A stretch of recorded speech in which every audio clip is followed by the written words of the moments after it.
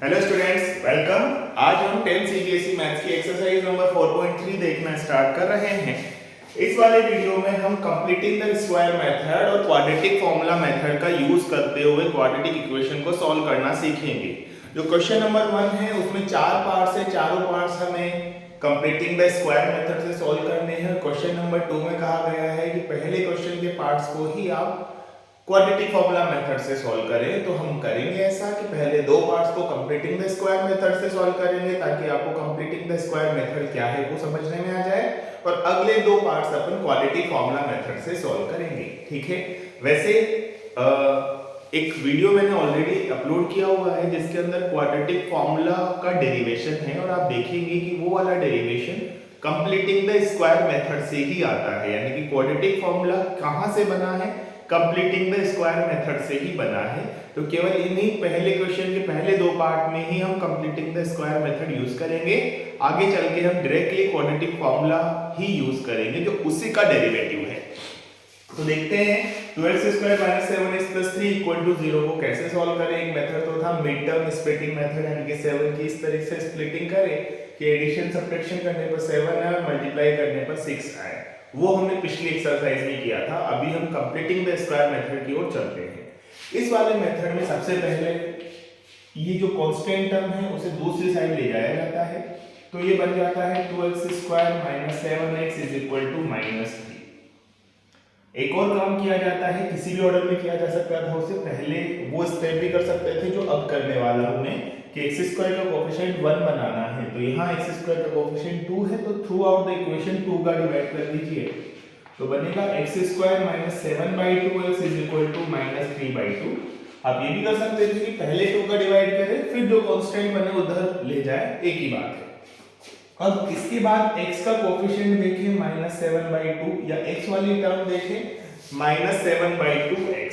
इसके हाफ के स्क्वायर से अपन ऐड करेंगे। इसका हाफ, इसका कोएफिशिएंट देखेंगे -7/2, उसका हाफ हो गया -7/4, उसका स्क्वायर बोथ साइड हम ऐड कर देंगे। तो जैसे यहां बन गया x² - 7x/2। अब 7/2 का स्क्वायर हो गया 7/4 का स्क्वायर, उसको दोनों साइड हम ऐड करेंगे।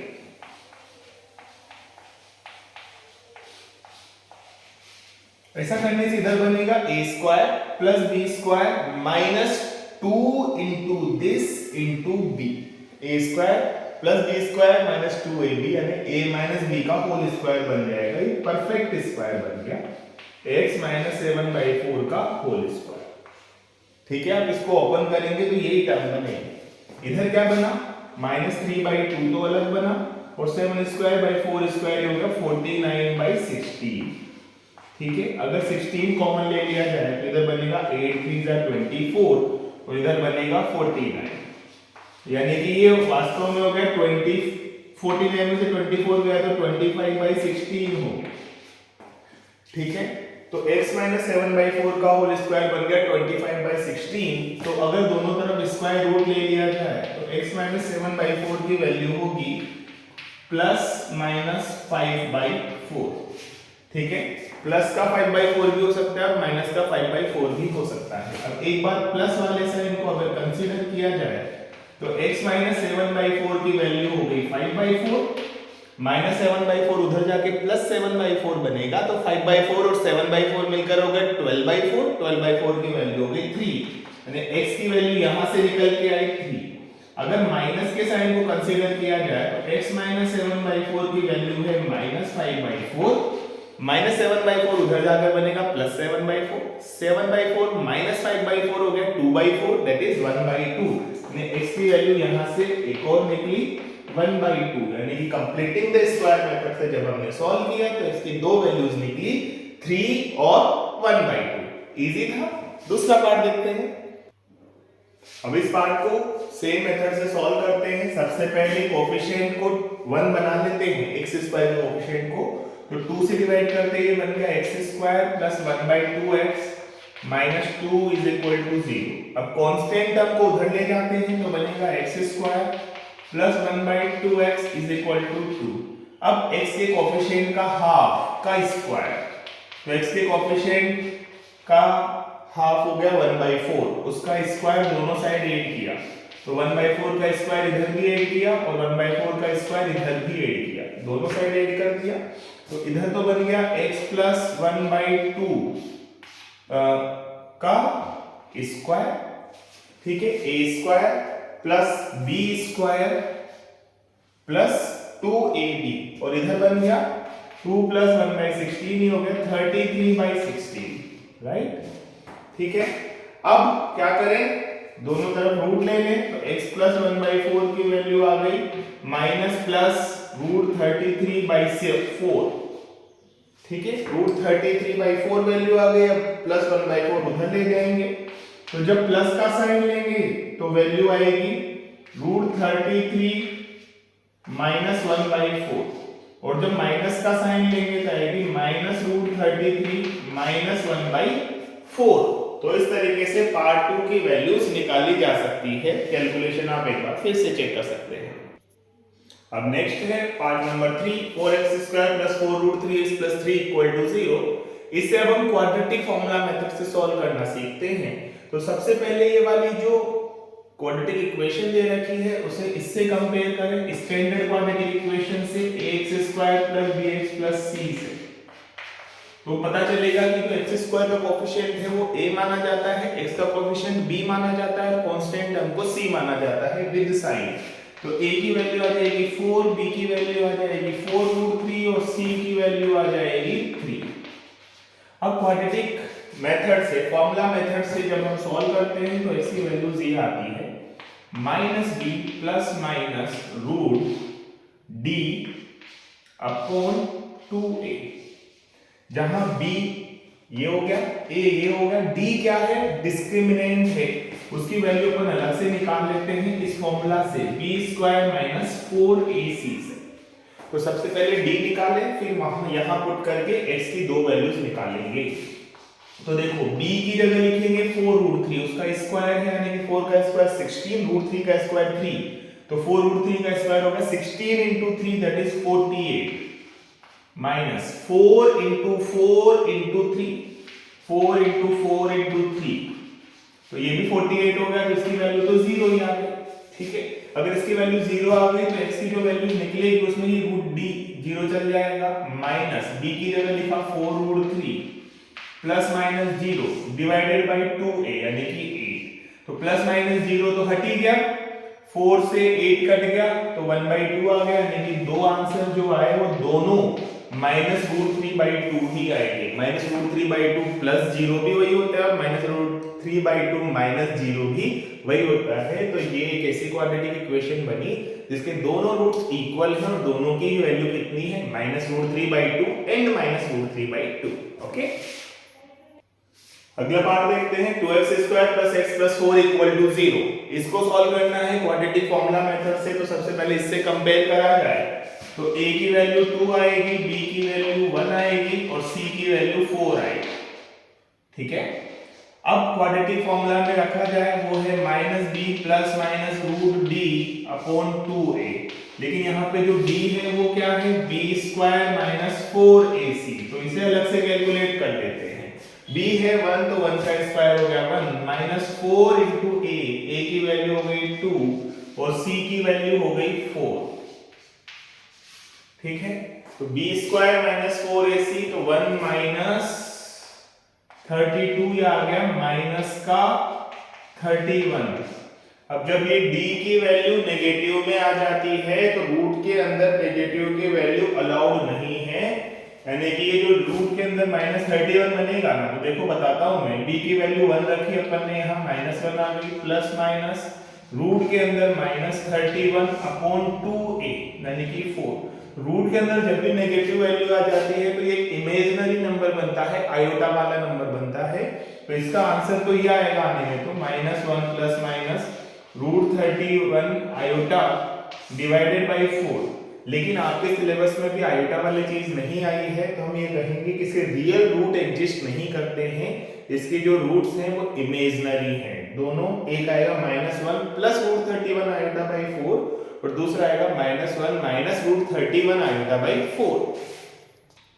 अब नेक्स्ट पार्ट है, इस इक्वेशन के रूट्स निकालने हैं। x minus one by x equal to 3। तो पहले throughout the equation x से मल्टीप्लाई कर देते हैं, तो ये बनेगा x square minus 1 is equal to 3x। तो इक्वेशन बन गई x square minus 3x minus 1 is equal to 0। a की वैल्यू आई 1, b की वैल्यू माइनस 3 और c की वैल्यू माइनस 1। d निकालते हैं जो होता है b स्क्वायर माइनस 4ac।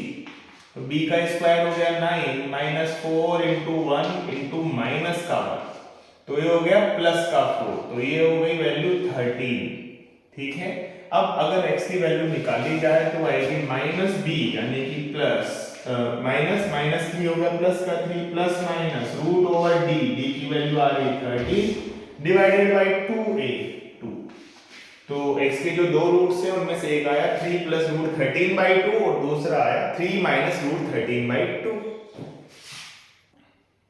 अब अपने को सेकंड पार्ट इसका सॉल्व करना है। 1 upon x plus 4 minus 1 upon x minus 7 equal to 11 by 30। x की वैल्यू माइनस 4 या 7 नहीं हो सकती, क्योंकि ऐसा होने पर ये डिनोमिनेटर जो है वो 0 बन जाएंगे, जो कि एक्सेप्टेबल नहीं है। ठीक है, तो अगर सॉल्व करने पर फाइनली हमारे इनमें से कोई आंसर आ जाता है तो उसे हमें इग्नोर भी करना होगा।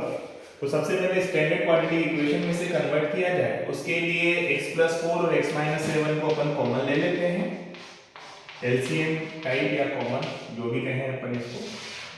x प्लस 4 में x plus 4 into x minus 7 को डिवाइड करेंगे तो ये बचेगा, तो आ गया x minus 7 minus x minus 7 divide करने पर बचेगा x plus 4 is equal to 11 by 30।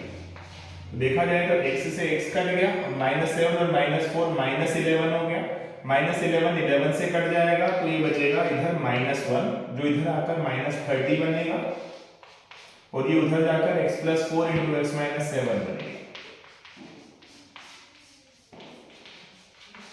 अगर अपन मल्टीप्लाई करते हैं इसे तो minus 30 is equal to x square minus 7x plus 4x यानी कि माइनस 3x हो गया और 4 7 या 28 हो गया।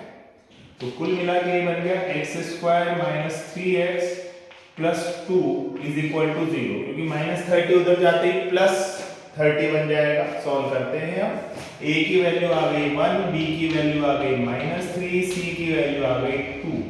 तो जो d है उसकी वैल्यू आएगी b square minus 4ac। Quadratic formula हम यूज करेंगे, b की जगह माइनस 3 तो उसका स्क्वायर 9 माइनस 4 इंटू 1 इंटू 2 यानी कि 8, तो d की वैल्यू आ गई 1। अब x का जो फॉर्मूला है वो यूज करते हैं minus b plus minus root d upon 2a। तो x की जो 2 वैल्यूज आएंगी वो लिखते हैं, b की जगह माइनस 3 है तो minus minus plus 3 plus minus root 1 upon 2। तो एक बार रूट 1 प्लस का लेंगे, एक बार माइनस का लेंगे। जब प्लस का लेंगे तो बनेगा 4 बाई 2 यानी आंसर आएगा 2, और जब माइनस का लेंगे तो बनेगा 3 माइनस 1 बाई 2 यानी कि 1। तो यहाँ पे इसकी जो दो वैल्यूज निकल के आई वो आई 2 एंड 1, यही हमारा फाइनल आंसर होगा। अगला क्वेश्चन ये है कि रहमान की अभी की एज कुछ है, 3 इयर्स पहले उसकी जो एज थी और 5 इयर्स बाद जो उसकी एज हो जाएगी, उनके रेसिप्रोकल का सम 1/3 आ रहा है। तो रहमान की करंट एज हमें निकालनी है। तो मान लिए कि अभी रहमान की एज x है, तो 3 इयर्स पहले उसकी एज x-3 रही होगी और अब से 5 इयर्स बाद उनकी एज x+5 हो जाएगी। x हमें फाइंड आउट करना है, जो इंफॉर्मेशन दी हुई थी उसे हमें मैथमेटिकल इक्वेशन की फॉर्म में लिख लिया। अब इसे x-3 x+5 को कॉमन ले लेते हैं, वैसे ही जैसे जस्ट पिछले वाले एग्जांपल में पहले वाले क्वेश्चन में किया था। तो x+5 इधर आ जाएगा प्लस x-3 हो जाएगा, राइट, इज इक्वल टू 1/3। अब देखो इधर बन गया 2x प्लस 2, 2x प्लस 2 इधर 3 से मल्टीप्लाई होकर ये बन जाएगा 6x प्लस 6। इधर जो है वो बनेगा x-3 इंटू x प्लस 5, तो x इंटू x हो गया x स्क्वायर, x इंटू 5 बनेगा 5x और -3 इंटू x बनेगा -3x, तो दोनों मिलकर हो गए 2x, और -3 को जब 5 से मल्टीप्लाई करेंगे तो ये बनेगा -15। तो सॉल्व करने पर ये बना x स्क्वायर माइनस 2x में से 6x जाएगा तो -4x, और 15 में से 16 जाएगा तो 21 इक्वल टू 0। तो x square -4x -21 equal to 0 बना। क्वाड्रेटिक फॉर्मूला से इसे सॉल्व करना है, तो a की वैल्यू 1 आ गई, b की वैल्यू 4 आ गई और c की वैल्यू -21। ठीक है, तो d निकालें तो वो बनेगा b square minus 4ac, b square आएगा 16 माइनस 4 इंटू 21, वो प्लस का हो जाएगा 84, तो 100 आ गया।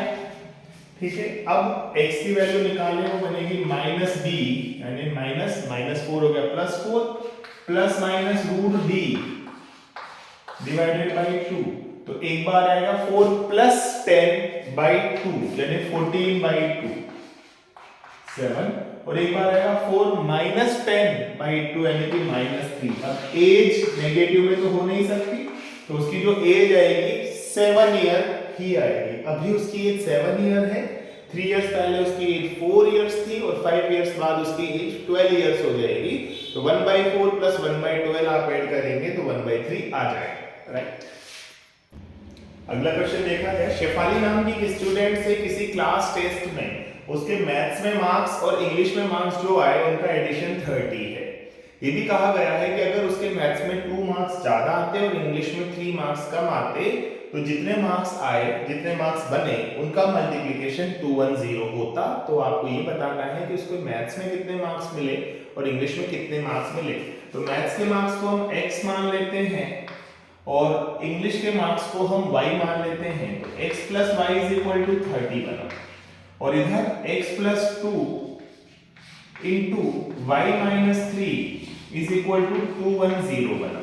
ठीक है, अब दो तरह की इक्वेशंस हैं, दो अननोन है, एक वैल्यू हमें निकालनी है, तो एक वेरिएबल को गायब कर देते हैं, तो y की जगह अपन लिख देते हैं 30 माइनस x और इसको यहां पुट कर देते हैं, तो ये बनेगा x plus 2 into 30 minus x minus 3, वो हो गया 27 minus x is equal to 210। अब मल्टीप्लाई करें तो 27x और माइनस 2x मिलकर तो बनेगा 25x, एक बनेगा माइनस एक्स स्क्वायर और एक बनेगा 54, 27 इंटू 2 54 और साथ में आ गया 210, राइट। अब देखो माइनस एक्स स्क्वायर वाले को उधर ले जाए तो बन गया एक्स स्क्वायर, 25x को उधर ले जाए तो बन गया माइनस 25x, और 210 में से 54 गया तो 50 जाता तो 160 बचता, 4 और गया तो 156 बचा, यानी कि x square minus 25x minus 156 ये तो हमारा आया। अब इसको a b c के हिसाब से देखें, फॉर्मूला अपन को लगाना है, a equal to 1, b equal to minus का 25 और c इक्वल टू माइनस का 156। ठीक है, तो अब d निकालें, वो बनेगा b स्क्वायर माइनस 4ac, तो b स्क्वायर यानी कि माइनस 25 का स्क्वायर वो बन गया 625, a square sorry b square minus 4ac, तो माइनस माइनस प्लस हो जाएगा क्योंकि 4 इंटू 1 इंटू माइनस 156, उसको प्लस करना पड़ेगा, तो 156 इंटू 4, तो 150 इंटू 4 तो हो गया 600 और 6 इंटू 4 हो गया 24, तो 624 आ गया। अगर अपन इन दोनों को ऐड कर दें तो ये 1249 आ गया। ठीक है, अब 1249 बन गया d। अब आपको निकालना है x की वैल्यू, तो x की वैल्यू बनेगी माइनस b यानी कि 25 प्लस माइनस रूट d हो गया। देखो माइनस तो इग्नोर ही कर दे क्योंकि वैल्यू नेगेटिव में तो आएगी नहीं, 1249 डिवाइडेड बाय 2। ठीक है, अब 1249 का रूट कितना होता है ये देखें। सॉरी यहाँ पे एक थोड़ी सी मिस्टेक हो गई, वो ये कि ये इधर लेकर गए ना हम इसको, तो ये x square minus 25x plus 156 equal to 0 बनेगा। सब कुछ उधर लेंगे तो 210 माइनस 54 हुआ था, तो प्लस का 156 हुआ, तो यहाँ प्लस 156 आते यहाँ पे माइनस 1 आएगा और इसकी वैल्यू ओनली 1 बच जाएगी। अगर 1 बच जाएगी तो फिर तो बहुत आसान हो गया। एक बार लिखेंगे 25 प्लस 1/2 और एक बार लिखेंगे 25 माइनस 1/2, तो प्लस 1/2 से आगे वैल्यू 13 और माइनस 1/2 से वैल्यू आ गई 12। तो x की वैल्यू 13 भी हो सकती है और 12 भी हो सकती है। अगर x की वैल्यू 13 रही तो इंग्लिश की वैल्यू, इंग्लिश सब्जेक्ट की वैल्यू आएगी कितनी, 30 माइनस 13 दैट इज 27। और अगर x की वैल्यू 12 रही तो इंग्लिश सब्जेक्ट में जो वैल्यू आएगी वो आएगी सॉरी 37 नहीं 70 80। यानी कि या तो उसमें 13 और 17 मार्क्स गेट किए होंगे या 12 और 18 मार्क्स गेट किए होंगे, दोनों ही सिचुएशन में ये बन जाएगा। क्योंकि देखो 13 प्लस 17 30 है, इसमें 2 ज्यादा करें तो 13 प्लस 2 15 हो गया, और इसमें 3 कम करें तो 15 इंटू 14, 15 इंटू 14 आप करेंगे तो 210 आ जाएगा। अगर 12 और 18 होता तो 12 में से 2 ज्यादा करें तो 14, और 18 में से 3 कम करें तो 15, तो 14 इंटू 15 फिर भी बनेगा। इसलिए इसके दो पॉसिबल आंसर हैं, 13,17 या 12,18। तो कैलकुलेशन का यहाँ पर थोड़ा इशू रहा, -156 नहीं होगा, वहां पे +156 होगा। अगला क्वेश्चन देखते हैं। इसमें कह रखा है कि एक रेक्टेंगुलर फील्ड है, उसका डायगोनल शॉर्टर साइड से 60 मीटर ज्यादा है और जो लॉन्गर साइड है वो शॉर्टर साइड से 30 मीटर ज्यादा है। तो आपको इनकी साइड्स पता करनी है। तो हमने मान लिया कि शॉर्टेस्ट साइड 30 है, उससे x है, उससे जस्ट बड़ी x + 30 है, और डायगोनल इससे 60 ज्यादा है, x + 60। तो अब यहाँ पे पाइथागोरस थ्योरम लगाएंगे, क्योंकि रेक्टेंगुलर है इसलिए एंगल 90 डिग्री का होगा, तो ये राइट एंगल ट्रायंगल बन गया। तो आप लिख सकते हैं कि x² + x + 30 का स्क्वायर = x + 60 का स्क्वायर। तो बस उसी चीज को यूज कर रहे हैं, x² + x + 30 square = x + 60 square. Famous Pythagoras theorem है, पाइथागोरस थ्योरम। तो x² + x² + 60x + 90 900, ये हो गया इधर वाला LHS। RHS हो गया x² + 120x + 3600, क्योंकि 60 का स्क्वायर 3600 होगा। एक x² से एक x² जाएगा, बाकी सबको इधर ले लेते हैं। तो x², 60x में से 120x गया तो माइनस का 60x बचा, 900 में से 3600 गया तो -2700 बचा, = 0। तो a की वैल्यू 1 हो गई, b की वैल्यू -60 हो गई, c की वैल्यू -2700 हो गई। ठीक है, अब अपन को d की वैल्यू निकालनी है। तो d की वैल्यू आएगी b² - 4ac, तो b² हो गया 3600, -60 का स्क्वायर -4ac, तो यहाँ माइनस माइनस प्लस हो जाएगा, तो 27 इंटू 4 प्लस का आएगा। अब 25 इंटू 4 होता है 100, 27 इंटू 4 होता है 108, तो 10800 इतना बनेगा। इनको अगर अपन ऐड करें तो ये बन जाएगा 00441 √3 अगर कहीं यूज करना हो तो बनेगा वो 120। ठीक है, क्योंकि 144 का √12 हो गया और 100 का √10 हो गया, तो 12 इंटू 10 120 बन गया d। अब निकालना है इसमें x, तो x की वैल्यू क्वाड्रेटिक फॉर्मूला से निकलेगी -b ± √d/2 है। तो -b कितना हो गया +60 ±120 हो गया डिवाइडेड बाय 2a 2 हो गया। तो जब प्लस का साइन लेंगे तो बनेगा 60 + 120 यानी कि 180/2, 180/2 हो गया 90 मीटर। माइनस का साइन लेंगे तो नेगेटिव वैल्यू आ जाएगी जो एक्सेप्टेबल नहीं है, यानी कि सबसे छोटी साइड 90 मीटर बनी, उससे बड़ी साइड 120 मीटर बनी, और ये जो डायगोनल है वो 150 मीटर आ गया, 90 + 60। ठीक है, तो इस तरीके से ये रेक्टेंगुलर वाली प्रॉब्लम को पाइथागोरस थ्योरम और क्वाड्रेटिक इक्वेशन की मिक्सअप से सॉल्व किया जा सकता है।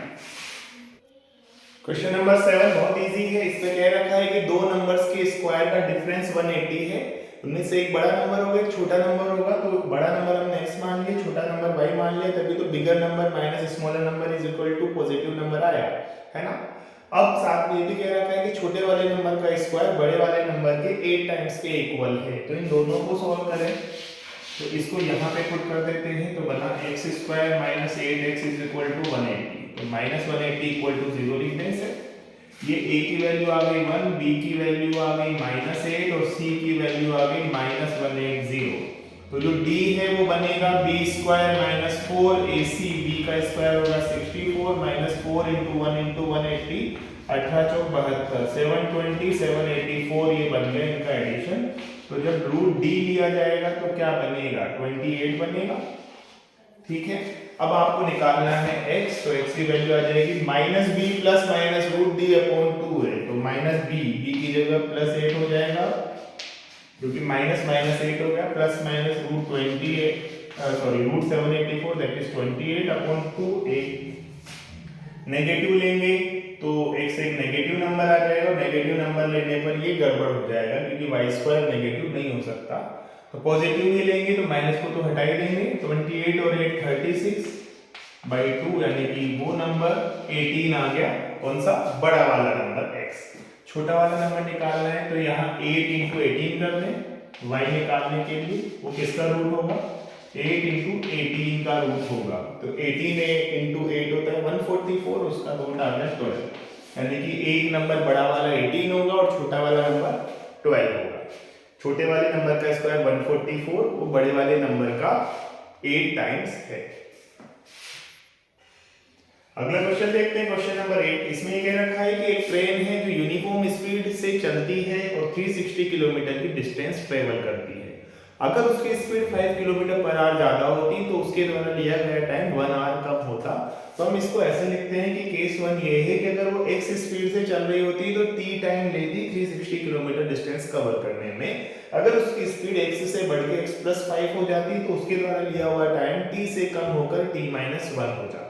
ठीक है, तो हमें ये कहना है कि पहले लिया हुआ टाइम माइनस दूसरा बार लिया हुआ टाइम में 1 आवर का डिफरेंस है। पहले ज्यादा टाइम लिया जाता था, तो जो टाइम होता है वो स्पीड और डिस्टेंस की फॉर्म में कैसे लिखा जा सकता है? Time is equal to distance divided by speed. तो सबसे पहले डिस्टेंस 360 थी और स्पीड x थी, ये इनिशियल हो गया। बाद में डिस्टेंस उतनी ही है लेकिन स्पीड x + 5 हो गई और हमें ये कहा गया है कि इन दोनों का डिफरेंस 1 है। ठीक है, initial time minus final time is equal to 1 और टाइम क्या होता है? Distance divided by speed. ठीक है, अब इस इक्वेशन को सॉल्व करना है हमें। तो ये बन गया x + 5 इधर मल्टीप्लाई हो जाएगा तो 360x + 360 × 5 तो 36 × 5 होता है 180 यानी 1800 हो गया। इधर 360x आ गया is equal to x into x + 5 तो वो बनेगा x² + 5x। ठीक है, 360x से 360x गया तो ये इक्वेशन रह गई x² + 5x - 1800 is equal to 0। यहाँ पे a की वैल्यू 1, b की वैल्यू +5 और c की वैल्यू -1800 आई। अब d की वैल्यू अगर निकालें तो b² यानी कि 25 - 4ac तो प्लस हो जाएगा ये 7200 तो वैल्यू आ गई 7225। ठीक है, d की वैल्यू 7225 आई। अब x की वैल्यू निकालनी है तो x आ जाएगा -b यानी कि -5 ± √7225 डिवाइडेड बाय 2a। a की वैल्यू हो गई 1। अब 7225 है, इसको ऐसा करते हैं थोड़ा शॉर्ट करते हैं, जैसे 25 अगर इसमें कॉमन ले लें तो क्या बचता है देखते हैं। 25 2 * 50 फिर 22 बचा, 25 8 * 100 200 फिर 22 बचा। ठीक है, 285 आ गया। 725 × 285 आ गया, सॉरी 25 × 9 225 ये आ गया अपॉन 2। अब देखो 25 का 5 हो गया, 289 का कितना हो गया 17 तो 5 × 17 बन गया 85 तो ये हो गया -5 ± 85 डिवाइडेड बाय 2। तो माइनस का 85 लेंगे तो नेगेटिव में स्पीड आ जाएगी जो पॉसिबल नहीं है, तो पॉजिटिव वाला लेते हैं। तो 85 में से 5 गया तो कितना बच गया 80 हो गया 40। तो 40 किलोमीटर पर आवर उसकी स्पीड रही होगी, तब उसको टाइम लग रहा था 360/4 दैट इज 9 आवर्स। अगर उसकी स्पीड 40 से बढ़ाकर 45 कर दे तो 360 divided by 45 that is 8 hours. तो 9 - 8 की वैल्यू हो गई 1। तो इस तरीके से क्वेश्चन नंबर 8 भी सॉल्व हो गया। अब नेक्स्ट देखते हैं। अगला क्वेश्चन है बहुत इंपॉर्टेंट क्वेश्चन। एक टैंक है जिसमें दो अलग अलग डायमीटर के वाटर टैप है, एक स्मॉलर डायमीटर और एक बिगर डायमीटर। तो बिगर डायमीटर का जो टैंक है वो भी इसे इंडिविजुअली फुल कर सकता है और स्मॉलर डायमीटर का टैप जो है वो भी इस टैंक को इंडिविजुअली फुल कर सकता है। दोनों को अगर फुल कैपेसिटी पे खोल दिया जाए तो 75/8 आवर्स में ये टैंक पूरा भर जाता है। आपको ये बताना है कि अगर ऐसा हो कि जब अकेला ये स्मॉलर टैप चलता है तो इस टैंक को फुल करने में वो 10 आवर्स ज्यादा लेता है। किससे? जब ये अकेला बड़ा टैप चलता है। तो ये 10 घंटे जल्दी भर देता है। जैसे मान लो एक दिन में 24 घंटे में पूरे टैंक को भर रहा है तो ये 14 घंटे में ही भर देगा। ये 20 घंटे में भर रहा है तो ये 10 आवर्स में इसे फुलफिल कर देगा। आपको बताना है कि इंडिविजुअली ये कितना टाइम ले रहा है और ये कितना टाइम ले रहा है। तो इसका टाइम टेकन हमने t मान लिया और इसका टाइम टेकन हमने t-10 मान लिया। अब देखो वो एम्ब्रॉयडरी वर्क वाली चीज याद करो। हमने कहा था कि अगर 10 डेज में पूरा वर्क होता है तो एक दिन में 1/10 वर्क होगा। तो सिमिलरली 75/8 आवर्स में पूरा टैंक फिल हो जाता है। तो 1 आवर में कितना पार्ट फिल होगा टैंक का? 8/75। 1 आवर में इसकी वजह से कितना फिल किया जाएगा? एक t आवर में पूरा फिल कर देता है तो 1 आवर में 1/t फिल करेगा। सिमिलरली t-10 आवर्स में पूरा फिल कर देता है तो 1 आवर में 1/t-10 फिल करेगा। तो ये जब दोनों ऑपरेट हो रहे हैं तो 1 आवर में ये भरेगा 1/t और ये भरेगा 1/t-10 और दोनों मिलकर 8/75 पार्ट कंप्लीट कर देंगे। अब एक इक्वेशन एक वेरिएबल सॉल्व कर लेते हैं। t-10 इधर आ गया, t इधर आ गया, 75 इधर आ जाएगा, 8 उधर ही है।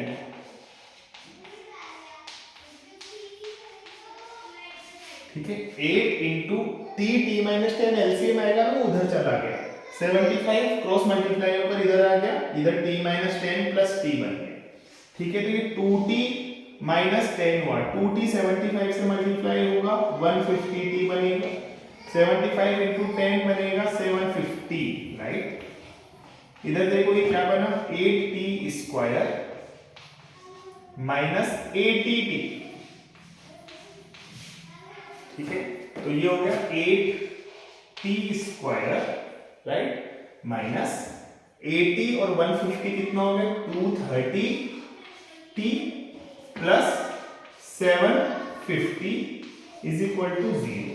अपन चाहे तो 2 कॉमन लेकर कट कर सकते हैं तो बनेगा 4t square minus 165t plus 750 का हाफ करें तो 3, 7 और 5 इज इक्वल टू 0। अब a की वैल्यू 4, b की वैल्यू -165 और c की वैल्यू 375।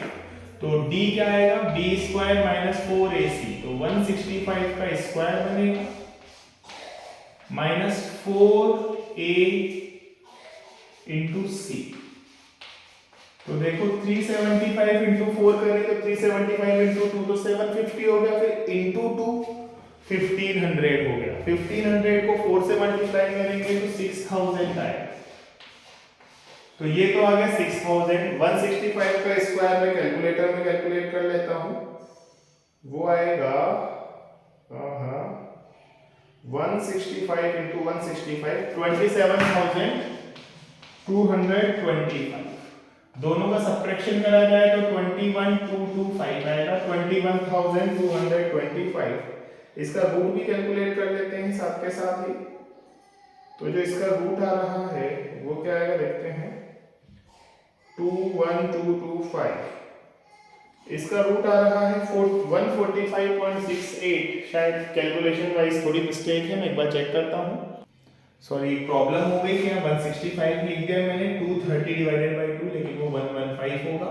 तो यहाँ पर वैल्यू 115 का स्क्वायर से आएगी और 115 का जो स्क्वायर होगा वो बनेगा 115 इंटू 115, दैट इज 30,225। अब इसको जब माइनस करेंगे तो 7225 ही बनेगा ओनली, और 7225 7225 के स्क्वायर रूट बनेगा 7225 85। ठीक है, तो ये रूट डी की वैल्यू यहाँ पे 85 आ रही है। अब इस वाली वैल्यू को अपन यूज करते हैं x की वैल्यू निकालने के लिए। तो x की वैल्यू बनेगी -b plus root d upon 2a। ये रूट डी आया, ठीक है, ये तो d था। तो x की वैल्यू होगी -b की जगह आएगा इस इक्वेशन में देखो 115, ठीक है, plus minus b root d 85 divided by 2a यानी कि 8।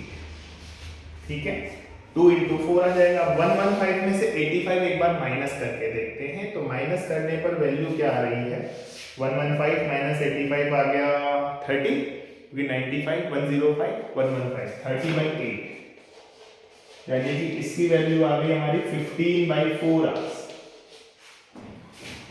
अगर प्लस लेते हैं तो वो बनेगा 115 प्लस 85 यानी 200 डिवाइडेड बाई 8, प्लस लेने पर बन रहा है 25 आवर्स।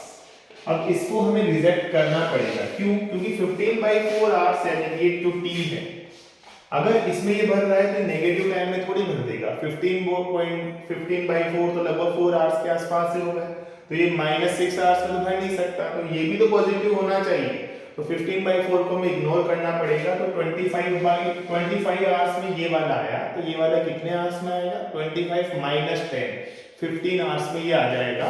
तो पहला जो लार्जर डायमीटर वाला टैप है वो इसे 15 आवर्स में फिलअप कर देगा और ये इसे 25 आवर्स में फिलअप कर पाएगा। तो इस तरीके से हमने 9 क्वेश्चंस इस एक्सरसाइज के देख लिए। अब इस एक्सरसाइज में 1-2 क्वेश्चंस और बचे हैं, वो आप लोगों को ट्राई करके देखना है। आई होप आराम से आपको आ जाएगा। बाय।